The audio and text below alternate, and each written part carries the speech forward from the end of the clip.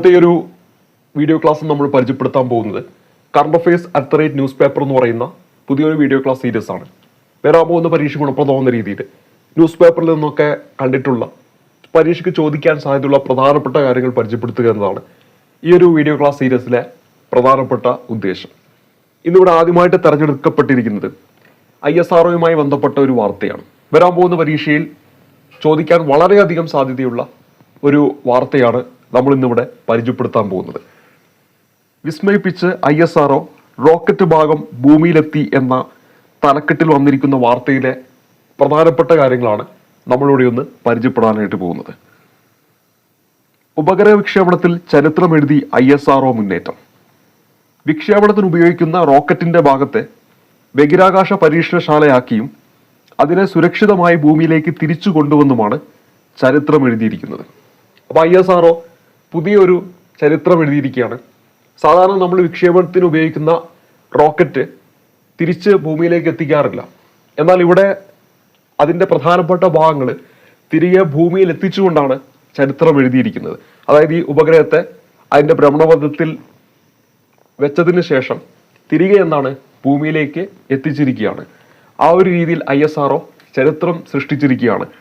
ബഹിരാകാശത്ത് മാലിന്യമായി അവശേഷിക്കുമായിരുന്ന റോക്കറ്റിലെ ഭാഗത്തെയാണ് ഇത്തരത്തിൽ പ്രയോജനപ്പെടുത്തിയത്. സ്പെഡക്സ് ഇരട്ട ഉപഗ്രഹങ്ങളുടെ വിക്ഷേപണത്തിന് ഉപയോഗിച്ച PSLV C-60 റോക്കറ്റിന്റെ ഭാഗത്തെയാണ് ഈ മാസം വെള്ളിയാഴ്ച ഭൂമിയിലേക്ക് തിരിച്ചു കൊണ്ടുവന്നത്. അപ്പോൾ ഇവിടെ ഓർത്തിരിക്കേണ്ട ഒന്ന്, സ്പെഡക്സ് ഇരട്ട ഉപഗ്രഹങ്ങളുടെ വിക്ഷേപണത്തിന് ഉപയോഗിച്ച റോക്കറ്റ് PSLV C-16 ഇതിന്റെ ഭാഗമാണ് തിരികെ ഇപ്പോൾ ഭൂമിയിലേക്ക് എത്തിച്ചിരിക്കുന്നത്. ഈ പേരൊന്ന് ഓർത്തിരിക്കുക. ഇന്ത്യക്കും ഓസ്ട്രേലിയക്കും ഇടയിലുള്ള ഇന്ത്യൻ മഹാസമുദ്രത്തിൽ രാവിലെ 8:03 ഇത് വന്നു വീണത്. ഡിസംബർ 30 ഈ ഒരു ദൗത്യം വിക്ഷേപിച്ചത്. 2024 ഡിസംബർ 30 സ്പെഡക്സ് ദൗത്യം വിക്ഷേപിച്ചത്. ഏത് റോക്കറ്റ് ഉപയോഗിച്ചുകൊണ്ടാണ്? PSLV C-16 എന്ന റോക്കറ്റ് ഉപയോഗിച്ചുകൊണ്ട്. അതിൻ്റെ പ്രധാനപ്പെട്ട ഭാഗങ്ങളാണ് ഇപ്പോൾ തിരികെ എത്തിച്ചിരിക്കുന്നത്. 4 ഭാഗങ്ങളുള്ള PSLV റോക്കറ്റിന്റെ 3 ഭാഗങ്ങളിലും റോക്കറ്റിനെ മുകളിലേക്ക് കുതിക്കാനുള്ള ഇന്ധനമാണ് നിറയ്ക്കുക. റോക്കറ്റ് ഉയർന്നു പോകുന്നതിനിടെ ഇതെല്ലാം ഇന്ധനം തീരുന്ന മുറയ്ക്ക് എന്താണ് കത്തിയാമരും. ശേഷിക്കുന്ന 4ാമത്തെ ഭാഗത്താണ് എന്ത് വെച്ചിരിക്കുന്നത്? വിക്ഷേപിക്കാനുള്ള ഉപഗ്രഹങ്ങളൊക്കെ സൂക്ഷിക്കുക. അതിന്റെ വാതിലുകൾ തുറന്ന് ഉപഗ്രഹത്തെ നിശ്ചിത ഭ്രമണപഥത്തിലേക്ക് തള്ളിയിട്ടാൽ ഈ 4ാമത്തെ ഭാഗത്തെ സാധാരണ എന്താണ് ചെയ്യാറുള്ളത്? അവിടെ ഉപേക്ഷിക്കാറാണ് പതിവ്.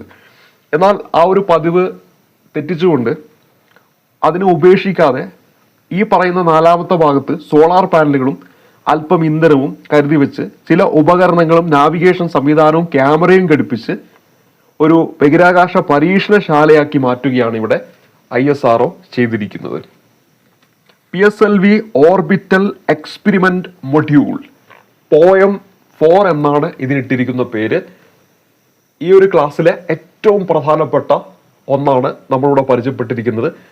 ഇതിന് നൽകിയിരിക്കുന്ന പേരെന്താണ്? PSLV orbital experiment module POEM-4 എന്നാണ് ഇതിന് നൽകിയിരിക്കുന്നത്. കഴിഞ്ഞ ഡിസംബർ 30 സ്പെഡക്സ് ഉപഗ്രഹങ്ങളെ വിക്ഷേപിച്ച PSLV ദൗത്യത്തിന്റെ ഭാഗമായി ഉണ്ടായിരുന്ന PSLV ഓർബിറ്റൽ എക്സ്പെരിമെന്റ് മൊഡ്യൂൾ ബഹിരാകാശത്ത് 1000 ഭ്രമണപഥ യാത്രകളാണ് പൂർത്തിയാക്കിയത്.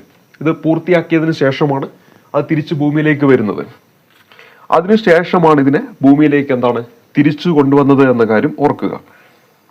ഇനി ഇതിൽ ഏറ്റവും ഇമ്പോർട്ടൻ്റ് ആണ്, ആദ്യമായിട്ട് ബഹിരാകാശ വിത്ത് മുളപ്പിച്ച ചരിത്രം നേട്ടം കൂടി ഈ ഒരു ദൗത്യത്തിലൂടെ സാധ്യമായിരിക്കുകയാണ്.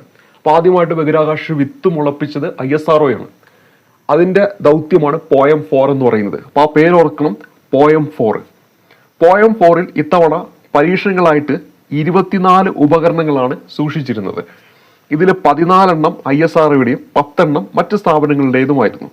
ബഹിരാകാശത്ത് ആദ്യമായിട്ട് ISRO പയർവിത്ത് മുളപ്പിക്കൽ, സ്പേസ് റോബോട്ടിക്സ് തുടങ്ങിയ പരീക്ഷണങ്ങൾക്ക് ഉപയോഗിച്ചതും ഇത്തവണത്തെ സവിശേഷതയായിരുന്നു എന്നതാണ് മറ്റൊരു പ്രധാനപ്പെട്ട കാര്യം. ISROയുടെ ഭൂമിയിലെ 4 നിയന്ത്രണ കേന്ദ്രങ്ങളിലും അമേരിക്കയുടെ സ്പേസ് കമാൻഡ് ഫെസിലിറ്റിയിലുമാണ് പരീക്ഷണങ്ങൾ ഏകോപിപ്പിച്ചത്. അപ്പോൾ ഈ അവസാനം പറഞ്ഞ വിത്ത് മുളപ്പിക്കൽ ഇതൊക്കെ എന്താണ് പോയം 4 എന്ന് പറയുന്ന ഈ ഒരു ദൗത്യവുമായിട്ട് ബന്ധപ്പെട്ടതാണ്. ഇപ്പോൾ ഇവിടെ നമ്മൾ ഓർത്തിരിക്കേണ്ട പ്രധാനപ്പെട്ട കാര്യങ്ങളൊന്ന് PSLV C-16 എന്നത് ഓർത്തിരിക്കുക. സ്പെഡക്സ് ഇരട്ട ഉപഗ്രഹങ്ങളുടെ വിക്ഷേപണത്തിനാണ് PSLV C-60 ഉപയോഗിച്ചിരിക്കുന്നത്. അതിൻ്റെ ഭാഗമായിട്ടാണ് അങ്ങോട്ട് അയക്കുന്നത് ഈ പറയുന്ന പോയം 4 എന്ന് പറയുന്ന ദൗത്യവും അയക്കുന്നത്. ഡിസംബർ 30 ഈ സ്പെഡക്സ് ഉപഗ്രഹങ്ങളുടെ വിക്ഷേപണം നടന്നത് 2024 ഡിസംബർ 30. ഇനി അറിഞ്ഞിരിക്കേണ്ടത് പോയം എന്നതിന്റെ പൂർണ്ണരൂപം ഓർത്തിരിക്കുക. PSLV ഓർബിറ്റൽ എക്സ്പെരിമെന്റ് മൊഡ്യൂൾ എന്നാണ്. പരീക്ഷ ചിലപ്പോൾ പോയം 4, പോയം 3, പോയം 2 എന്നൊക്കെ ചോദിക്കും. ഓർത്തിരിക്കുക പോയം 4 എന്നാണ് ഓർത്തിരിക്കേണ്ടത്. അത് മറക്കാതിരിക്കാനായിട്ട് നമ്മൾ പറഞ്ഞിരുന്നു PSLVക്ക് 4 അറകളുണ്ട്. PSLVക്ക് എത്ര അറകളുണ്ട്? 4 അറകളുണ്ട്. ആ 4ാമത്തെ അറയെയാണ് നമ്മളിപ്പോൾ ഇങ്ങോട്ട് കൊണ്ടുവന്നിരിക്കുന്നത്, തിരികെ ഭൂമിയിലേക്ക് എത്തിച്ചിരിക്കുന്നത്. അപ്പോൾ എന്താണ് പോയം 4 എന്നാണ് ഓർത്തിരിക്കേണ്ടത്. പിന്നെ അടുത്തത് ഇവിടെ നമ്മൾ പറഞ്ഞു വിത്ത് മുളപ്പിക്കൽ. ആ വിത്ത് മുളപ്പിക്കൽ എന്ന ചരിത്രം ആര് നേടിയിരിക്കുകയാണ്? നമ്മുടെ രാജ്യം നേടിയിരിക്കുകയാണ്.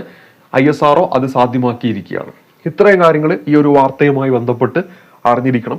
ഈ ഒരു പരീക്ഷകളൊക്കെ നമുക്കറിയാം സ്റ്റേറ്റ്മെന്റ് രൂപത്തിലാണ്. പ്രത്യേകിച്ച് നമ്മൾ ഇനി എഴുതാൻ പോകുന്ന സെക്രട്ടറി അസിസ്റ്റന്റ് ആണെങ്കിലും അതുപോലെ തന്നെ മറ്റ് എക്സാമുകളൊക്കെയാണ്. ഇപ്പോൾ KS-ന്റെ എക്സാം ഒക്കെ ഉണ്ട്. ഇനിയിപ്പോൾ നമ്മുടെ 10th ലെവൽ എക്സാം ഉണ്ട്. അതിലൊക്കെ തന്നെ ഈ ഒരു വാർത്തയിൽ നിന്നുള്ള കാര്യങ്ങളായിരിക്കും ചോദിക്കുക.